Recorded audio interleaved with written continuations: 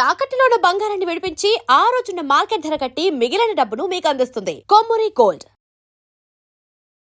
నమస్తే, నేను ముఖేష్. ఈరోజు మనతో పాటు ఉన్నారు శ్రీ విద్య ఉపాసకులు శ్రీమతి గీతా కుమార్ గారు. నమస్కారం మేడం. శ్రీ గురుభ్యో నమః, శ్రీ మాత్రే నమః. నమస్తే అండి. ముఖ్యంగా ఈ నెలలో శని త్రయోదశి అయితే రాబోతుంది. ఈ నెల 13వ తేదీన రాబోతుంది. అదేవిధంగా ఈ నెలలో 27వ తేదీ కూడా శని త్రయోదశి అయితే రాబోతుంది. ముఖ్యంగా చాలామంది శని అంటే కొంత భయపడతా ఉంటారు. మనల్ని పట్టి పీడిస్తాడని, కొంత నెగిటివ్ ఫలితాలు ఇస్తాడని, కొన్ని అనర్థాలు కూడా గురి చేస్తాడని చెప్తూ ఉంటారు. ముఖ్యంగా శని శాంతించాలి, మనకు అనుకూలంగా ఫలితాలు ఇవ్వాలంటే శని త్రయోదశి రోజున ఏ పరిహారం చేయాలంటారు? శని భగవానుడు అంటే మనం భయపడే అవసరం లేదు. ఫస్ట్గా శని భగవానుడు మన రాశిలో జాతక చక్రంలో ఉన్నాడు అంటే మనం భయపడవలసిన పని లేదు. ఎందుకంటే హీ ఈజ్ ఎ టీచర్. అంటే ఏదైనా కూడా మనకి ఆయన అవగతం చేస్తాడు విషయాన్ని. చాలా వరకు ఏలినాడు శని వస్తుందంటే అయ్యో శని భగవానుడు ఏం చేసేస్తాడో, ఇలా భయంతోనే సగం మంది ప్రాబ్లమ్స్ కొని తెచ్చుకుంటున్నారు ఈ నెగిటివ్ ఇంపాక్ట్తో.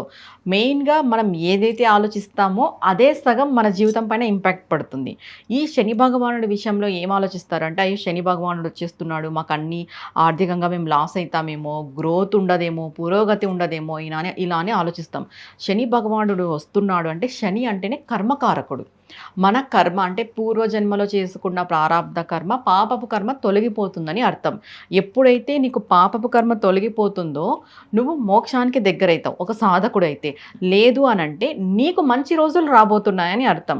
ఇప్పుడు ఏదైనా ఒక గడ్డు కాలం గడిస్తేనే కదండి మంచి కాలం అనేది మనకి వచ్చేది. ప్రతిసారి మంచే ఉంటే దాని విలువ ఎలా తెలుస్తుంది? దానికి ముందు అంటే చెడు అంటే గడ్డు కాలం, కష్టకాలం అనేది ఉన్నప్పుడే కదా సుఖం విలువ తెలిసేది. సుఖపడినప్పుడే కదా కష్టం విలువ కూడా తెలిసేది మనకు. అలా శనికారకుడు ఏం చేస్తాడు అంటే ఈయన మనకి కష్టం విలువ తెలియజేస్తాడు, తర్వాత సుఖం విలువ కూడా తెలియజేస్తాడు. ఈయన మన జాతకంలో ఉన్నప్పుడు ప్రతి ఒక్కరికి ఏదో ఒక దశ నడుస్తుంటుంది. ఏలినాడు శని అని, అర్ధమ శని అని, అర్ధాష్టమ శని అని, ఇంట్లో ఎవరికో ఒకరికి ఈ శని ప్రభావం అనేది ఉంటుంది. ఎవరు భయపడిన అవసరం లేదు. ఎందుకు అంటే ఈ శని మన జాతకంలో వస్తున్నాడంటే మన కర్మ తొలగిపోతుంది. అండ్ నెక్స్ట్ మనకి నిజాలు అనేది అవగతమవుతాయి. అంటే మనం చేస్తున్న పనిలో మన చుట్టూ ఉన్న వ్యక్తుల గురించి మనకు తెలియడము. ఈ ఏలినాటి శని వచ్చినప్పుడు చాలామంది ఈ డివోర్సులు కావడం కూడా జరుగుతుంటుంది. తర్వాత ఈ లవ్ ఫెయిల్యూర్స్ కావడం జరుగుతుంటుంది. ఫైనాన్షియల్గా గ్రోత్ తగ్గడం జరుగుతుంటుంది. మోసపోవటాలు జరుగుతుంటాయి. ఎందుకు అనంటే ఎప్పుడైతే ఈ శని మనకు వచ్చాడు, ఎంటర్ అయినాడు అనంటే అవతలి వాళ్ళ యొక్క నిజస్వరూపాలు మనకు బయటపడిపోతాయి. ఇక్కడ మనమేం ఫీల్ అవుతాము, నాకు ఏలినాటి శని రాగానే నాకు ఇలా జరిగింది, ఇలా అయ్యింది అని ఫీల్ అవుతాం. కానీ అవతల వాళ్ళ వ్యక్తి ఇన్ని రోజులు నీతో నటిస్తున్నాడు అనే విషయం నువ్వు గ్రహించలేవు. ఎంతసేపు నాకు లవ్ ఫెయిల్యూర్ అయిందని ఆలోచిస్తావు తప్ప ఆ వ్యక్తి యొక్క నిజస్వరూపం నువ్వు తెలుసుకున్నావనే థాట్ మనకి రాదు. ఇంకొకటి ఎందుకు ఇలా జరిగింది అంటే నేను ఏదో ఒక అస్ట్రాజల్ని కలవాలి, ఏదో ఒకటి చూయించుకోవాలి, అమ్మో నాకు శని ఉన్నాడు అందుకే నాకు ఈ టైం పీరియడ్లో ఇలా అయింది అనుకుంటాం. శనికారకుడు అంటే కర్మకారకుడు. ఈయన వచ్చాడు మన జీవితంలోకి అనంటే మనం చాలా విషయాలు నేర్చుకుంటాం, చాలా ముందుకి పోతాం, చాలా వ్యక్తుల యొక్క నిజస్వరూపాలు తెలుసుకుంటాం. ప్రతిదీ కూడా మనకి అంటాం కదా అట్టిపండు వలిచి నోట్లో పెట్టినట్టు అలా క్రిస్టల్ క్లియర్గా తెలిసిపోతుంది. మనకి జీవితంలో ఏ క్లారిటీ, కొంతమంది ఏ గోల్ లేకోకున్నట్టు, ఏ మోటివ్ లేకోకున్నట్టు, ఏ క్లారిటీ లేకోకున్నట్టు కూడా ఉంటారు. ఇలాంటి వాళ్ళకు కూడా జీవితంలో ఒక క్లారిటీని ప్రసాదించే భగవానుడు శని భగవానుడు. మనకి జాతక చక్రంలో మెయిన్గా ఏ రాసుల్ని ఏ గ్రహాలని చూసుకుంటాము? శని గ్రహము, గురుగ్రహము, ఈ రెండు అల్టిమేట్గా ఉంటే జీవితం సాఫీగా సాగిపోతుంది అంటారు. ఇంకొకటి శని ఎంటర్ అయినప్పుడు, ఇప్పుడు ఏలినాటి శని విషయానికి వస్తే శని ఎంటర్ అయినప్పుడు మనకి మిశ్రమ ఫలితాలు ఉంటాయి. ఏలినాటి శని స్టార్ట్ అయినప్పుడు ఇదే శనిలో కూడా మనం అద్భుతమైన ఫలితాలు చూడాలి అంటే భగవద్ ఆరాధన అనేది చాలా ఇంపార్టెంట్. ఇదే ఏలినాటి శనిలో మధ్యమంగా శని నడుస్తున్నప్పుడు, జన్మశని నడుస్తున్నప్పుడు చాలా క్రిటికల్గా ఉంటుంది, అంటే కొంచెం కష్టతరంగా ఉంటుంది.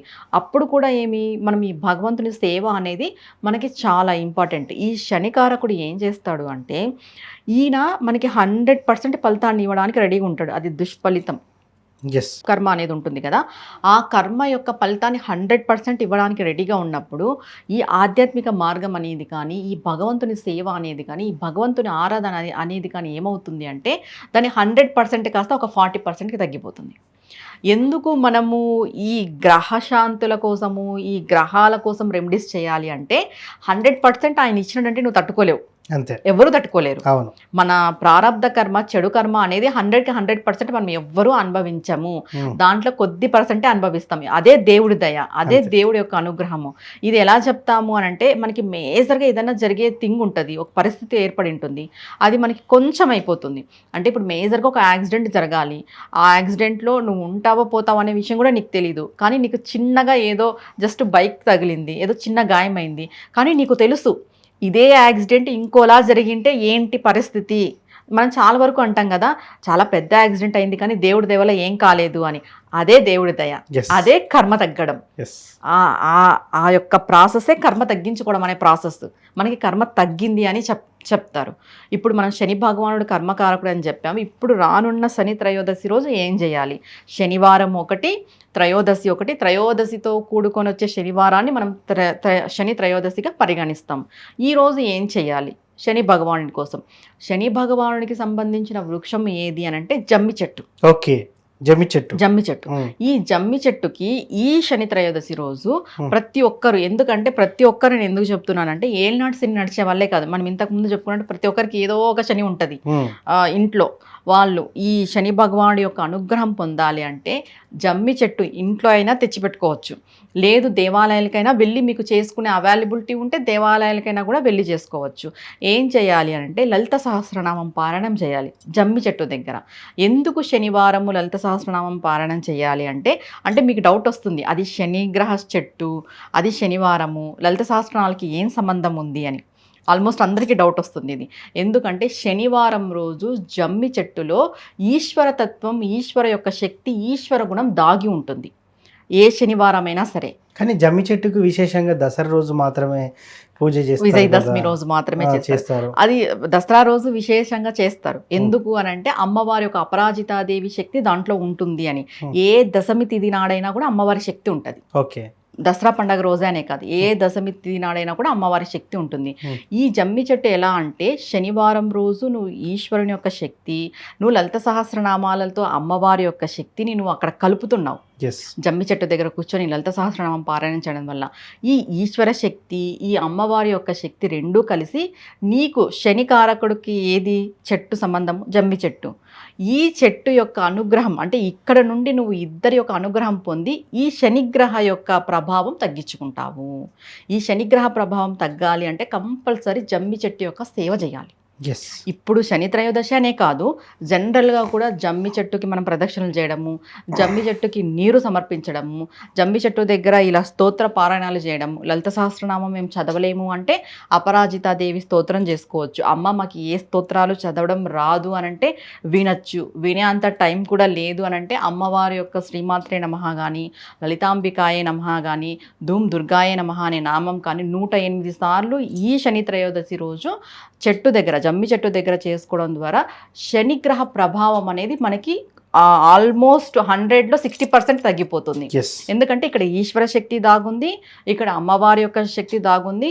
మనం ఏం చెప్తాము, అమ్మవారి యొక్క పాదాల దగ్గర త్రిమూర్తుల యొక్క కిరీటాలు ఎదురు చూస్తుంటాయని చెప్తాం. ఇంద్రాది దేవతలు కూడా అమ్మవారి యొక్క పాదాల దగ్గర ఉంటారు. ఈ నవగ్రహాలు కూడా అమ్మవారి యొక్క పాదాల కింద ఉంటారు. అమ్మవారు ఈ నవగ్రహాలని పాదాల కింద తొక్కిపెట్టి ఉంచబడి ఉంటుందన్నమాట. అలాంటి అమ్మవారి యొక్క స్తోత్రాన్ని మనం పఠనం చేయడం ద్వారా ఈ గ్రహాల యొక్క ప్రభావం మన పైన అంత చూపదు. ఎందుకు చూపదు అంటే మనం చెప్తాం అమ్మవారి పాదాలను ముట్టుకుంటే మనకి మరో జన్మ ఉండదు అని. ఇది నానుడే ఉంది, అమ్మవారి పాదాలను ముట్టుకో మరో జన్మ పట్టుకోకు అని చెప్తారు. ఎందుకు చెప్తారు అంటే అమ్మవారి పాదాల దగ్గర లభించలేనిదంటూ ఏదీ లేదు. ఒక్కసారి మనం అమ్మవారి పాదాలను పట్టుకున్నామంటే ఈ గ్రహాలు కూడా మనల్ని ఏమీ చెయ్యవు, గ్రహ శాంతి కలుగుతుంది. ముఖ్యంగా శని త్రయోదశి రోజు జమ్మి చెట్టుకు పూజ చేయాలంటారు విశేషంగా. ఆ రోజు మంత్రం ఏదైనా ఉందంటారా చదవడానికి? నేను చెప్పాను కదండి ఇంతకు ముందు అమ్మవారిది, మీరు లేదు పంచాక్షరి. ఒకవేళ శైవతత్వంలో ఉంటారు, శివుణ్ణి నమ్మిన వాళ్ళు ఉంటారు, వాళ్ళు పంచాక్షరి చదవచ్చు. విష్ణువు ఆరాధించే వాళ్ళు ఉంటారు, వాళ్ళు విష్ణు సహస్రనామం కూడా చదవచ్చు. ఎస్పెషలీ ఈ లలిత సహస్రనామం చదవడం ద్వారా, ఎందుకంటే ఆల్రెడీ జమ్మి చెట్టులో అందులో ఈశ్వర శక్తి ఉంటుంది. మనం దశమి రోజు అపరాజిత దేవి ఉంటుందని మనం చేస్తామా Yes, ఆ అవును. చెట్టుకి పూజ. ఆ చెట్టులో ఇద్దరి యొక్క శక్తి ఉంటుంది కాబట్టి ఇది చేయాలి. ఇంకా దానం విషయానికి వస్తే ఒక బ్లాక్ కలర్ క్లాత్ తీసుకొని 7 కేజీల నువ్వులు మీకు కుదిరితే ఓకే. 7 కేజీల ఏ నువ్వులు, నువ్వులు? నల్ల నువ్వులు, Yes. నల్ల నువ్వులు బ్లాక్ కలర్ క్లాత్. Huh. ఎందుకు 7 కేజీలు అని అంటే వారాలు మొత్తం మనకి 7 వారాలు ఉంటాయి కదా, అవును. ఆదివారం సోమవారం, ఒక్కొక్క వారంలోనే నువ్వు దానం ఇచ్చినట్టు వస్తుంది ఓకే. ఈ శనిగ్రహానికి. Hmm. ఈ శని త్రయోదశి రోజు 7 కేజీల నువ్వులు తీసుకొని ఒక నల్లటి క్లాత్లో కట్టేసి దక్షిణ సమేతంగా అయ్యవారికి దానం ఇవ్వాలి. ఓకే. అదే శని త్రయోదశి నాడు మీరు కూడా, అంటే ఏ వ్యక్తి అయితే శనిగ్రహ దోషం పోవాలనుకుంటారో వాళ్ళు ఒళ్ళంతా నువ్వుల నూనె పట్టించుకొని తలంటు స్నానం చేసుకోవాలి. ఈవెన్ టాప్ టు బాటమ్ తలకు కూడా నువ్వుల నూనె పట్టించాలి. ఓకే. ఇలా పట్టించి ఈ తలంటు స్నానం చేయడం ద్వారా శనిగ్రహ ప్రభావం తగ్గి మనకు ఆరోగ్యం కూడా లభిస్తుంది. ఇప్పుడు శనిగ్రహం ఏం చేస్తుంది అని అంటే ఆరోగ్యం పైన ఇంపాక్ట్ చూపుతుంది. ఈ నరాల బలహీనత, ఈ కాళ్ళ నొప్పులు రావడం, ఈ మైగ్రేన్ హెడేక్స్, తలనొప్పి, అంటే నరాలకు సంబంధించిన ఏ ప్రాబ్లం వచ్చినా కూడా శనిగ్రహానికి సంబంధించిందే. ఎప్పుడైతే మన శరీరానికి నువ్వుల నూనె పట్టించి మర్దానా చేసి మనం స్నానం చేస్తామో ఈ నరాల బలహీనత కూడా మనకి తగ్గుతుంది.